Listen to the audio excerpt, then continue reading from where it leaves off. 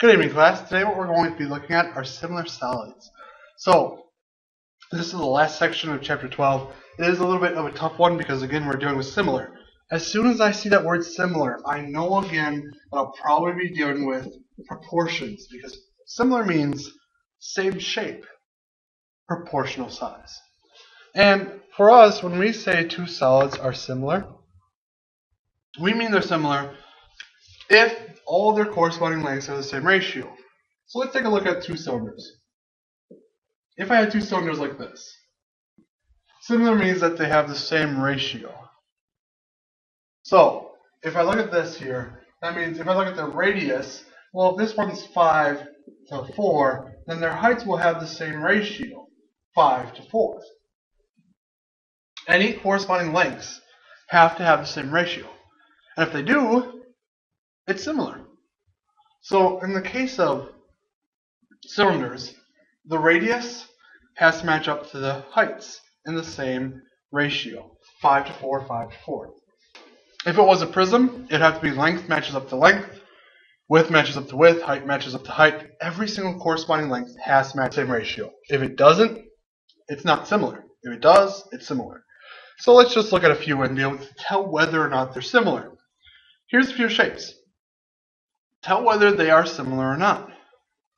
So when I look at these, the first shape on the left there, it says, alright, the bottom part, the depth part, and the height they give me.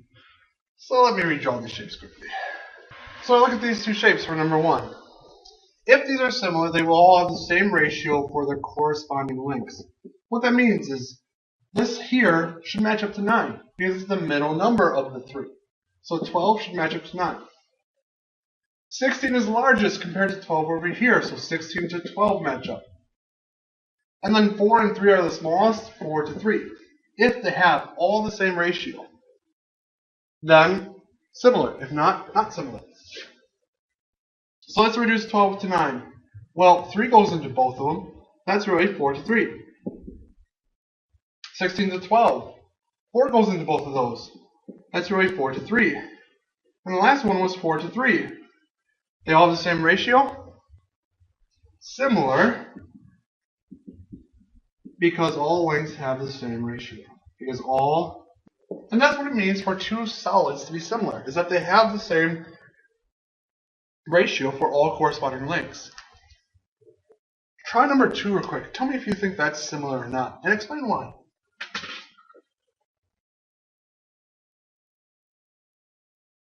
So when I look at this here, 15 and 10 match up, so I'm going to say 15 to 10. 15 to 10, height to height. That should be the same ratio as 10 to 5. So what I'm going to do now is reduce both of them. 15 to 10 both have a 5 that goes into them, so divide top and bottom by 5, I get 3 to 2. On the right side, 5 goes into both, so 2 to... That's not the same ratio. Those aren't equal. Those shapes are not similar because their lengths aren't proportional. So not similar. And this reason would be because not the same ratio. So similar means every single length is every corresponding length has the same ratio. So there's a theorem that goes along with this. Once I know it's similar, a ratio of lengths, or the scale factor, will be A to B. So let's just say the lengths ratio, also called the scale factor, is known to me. It's going to be A to B. Well then, just like back in section 3 of chapter 11, the area ratio is related to the length ratio in this regard, that it's not A to B, because that's only for lengths, A to B. But the area ratio is A squared to B squared. Wait, whoa. So if the length ratio one-dimensional is A to B, one dimension to one dimension, and the area ratio is A squared to B squared, two dimension to two dimension, I bet if I'm looking at a volume ratio, that this ratio has to follow a pattern here. A to B, A squared to B squared, I bet this is going to be A cubed to B cubed. And that actually is true. This ratio of the volumes is going to be A cubed to B cubed, just like the ratio of areas was A squared to B squared, and the ratio of lengths was A to B. The way I kind of remember this is, if it's a length ratio, I have to do a length to length, meters to meters, inches to inches. For area ratio, I'm thinking like inches squared to meters squared, inches squared to inches squared, meters squared to meters squared. So I have to have it squared. And here, for volume ratio, it has to be meters cubed to meters cubed, inches cubed to inches cubed for it to work. So, let's look at a problem here. I'm not going to just start with, alright, if I know the ratio of areas is this, or the ratio of lengths is this, what are the others? But we can sort of do that here. Now, they tell me one thing here. It says the cans shown are similar with a scale factor of 87 to 100. So they just told me the ratio of lengths is 87 to 100. Find the surface area and volume of the larger can. They also tell me off to the side that the surface area of the smaller can is 51.84 inches squared. And they told me that the volume of the smaller can is 28.27 inches cubed. So, if I'm trying to find the surface area or volume, and I can compare the two shapes because they're similar, to compare two surface areas or two volumes, what I'm going to need to do is I need a volume ratio, I need a surface area ratio. So I'm going to look at this. The scale factor they gave me, that 87 to 100, I'm right away going to convert to an area ratio. 87 squared, 7,569 to 10,000. And then this one over here, 87 cubed, that's my volume ratio. So I look, the length ratio, I then squared it. 87 squared to 100 squared. Then for the volume ratio, I did that. Why did I do this? So that way I can compare the two. If I know the surface area of the smaller one is the top one, so I'm always going small to top, or sorry, small to large, small to large, small to large. So if I'm looking for the surface area of the large one, I can take the 7,569 now to 10,000, and I can compare it to the surface area of the small, 51.84. And I'm trying to find the surface area of the large one. So I went small to large, small to large.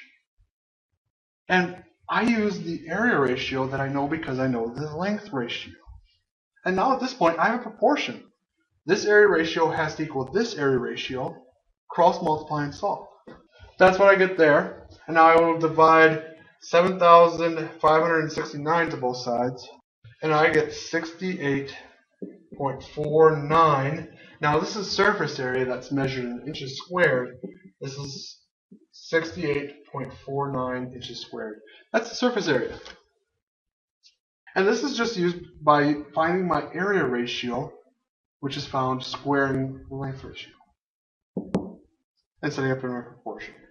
So just like here, if I want to find the volume, it's small volume to big volume. So when I do this, I'm going to take 658,503 to a million, small number, equals the small volume, 228.27, to the volume of the large one, because that's what I'm looking for.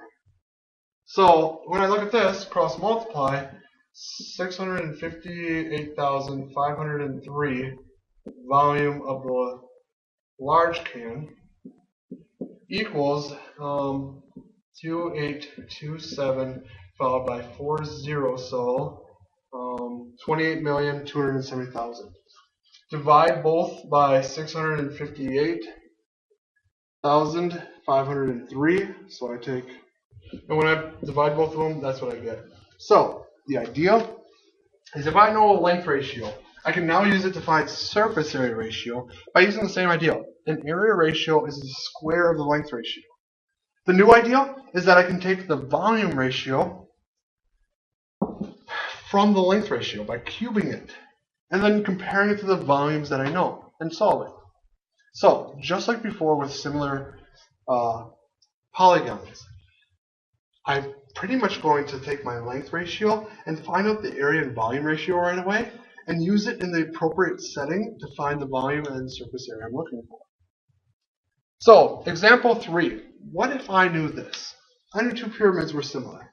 And I've already sort of done some work here. I know that pyramid P has a volume of 1,000 cubic inches. I know pyramid Q has a volume of 216 cubic inches.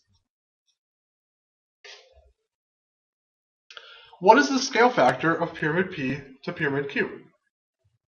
Wait, pyramid P to pyramid Q. I know the volume of pyramid P is 1,000. The volume of pyramid Q is 216 cubic inches. So wait a second. If I'm looking for the scale factor of P to Q, I need to go here. Wait, so all they're asking me to do is take the... if I cube it to go this way, to go the other way, I take the cube root. Now, the way I'm going to enter that in my calculator is I'm going to take 1,000, and I'm going to use this symbol in the calculator. It's called a caret. And then I'm going to start a parenthesis, 1 divided by 3, and parenthesis, enter. That's option 1. Option 2 is there's a button that looks like this in your calculator. And it will automatically start a parenthesis. When you do this, you would hit 3 first because you're doing the cube root. Cube goes there. So cube root of 1,000, and you plug it in. Either way you plug it in your calculator, the cube root of 1,000 is 10. You also do the same to the bottom, the cube root of 216. And if you do that correctly, you should get 6. Now let's reduce this a little bit because I see that there's a factor that I can pull over both. 10 and 6 are both a factor of 2. Sorry, a multiple of 2. So therefore, it's 5/3 is the scale factor of P to Q. Yeah, that means the length, the heights, they all have the same ratio of 5:3. The volume ends up being 1,000 to 216, but the ratio of lengths is 5:3. And there we go. 4. What if I wanted to use this to help me make a smart purchase? In my smart purchase, I don't want to pay more than I have to. Okay? In fact, I want the best deal possible. So, I go to a store, and I want some yarn. So they have these spheres of yarn in 2 different sizes. They have a smaller sphere and a bigger sphere. Now, when I did this, I looked and I said, hey, the larger sphere is twice the diameter of the smaller sphere. So, if I look at this, D1 and D2, the diameter of the second one is twice the diameter of the first one. That's what they're saying. If the spheres of yarn cost, for this one, they said, I'm going to charge you $7.50 for it. And for this one, they charged me $1.50. Is it actually a deal to buy the bigger one? Or am I better off buying a whole bunch of the smaller spheres? So, that's the question. Well, if I'm looking at spheres, and I know how much yarn I'm getting, well, I need to know the volumes, right? Oh, I see. The length ratio, diameter to diameter. Well, that's going to be a scale factor or a length ratio of 2 to 1. Which means it has a volume ratio of 2 cubed to 1 cubed. Or better, as 8 to 1. So what that means is if the ratio of lengths is 2 to 1, the ratio of volumes is 8 to 1. So the amount of yarn I'm getting in the bigger yarn is 8 times as much. Well, does it cost 8 times as much? No, it doesn't. In fact, I'd say it only costs 5 times as much. So if I would compare 7.5 to 1.5, I can reduce this to 5 to 1. So the amount of material I'm getting is 8 to 1, but I'm paying the cost of 5 to 1. So I'm paying 5 times more for 8 times material. The better buy in this case is the larger one. And I would say something like, because I'm getting 8 times the material for 5 times the cost. There we go. That's it. So this is a lot of using ratios. Again, length ratio to volume ratio. You're cubing it. You're going to use it to find different information. It's similar, no pun intended, to section 11.3 of chapter 11, where we're dealing with similar shapes and we're trying to convert the ratios to match up to the type of ratio I'm looking for. So that's it for chapter 12. That's pretty much it for the rest of the year. Hopefully you are ready to take the test soon. Otherwise, have a good day.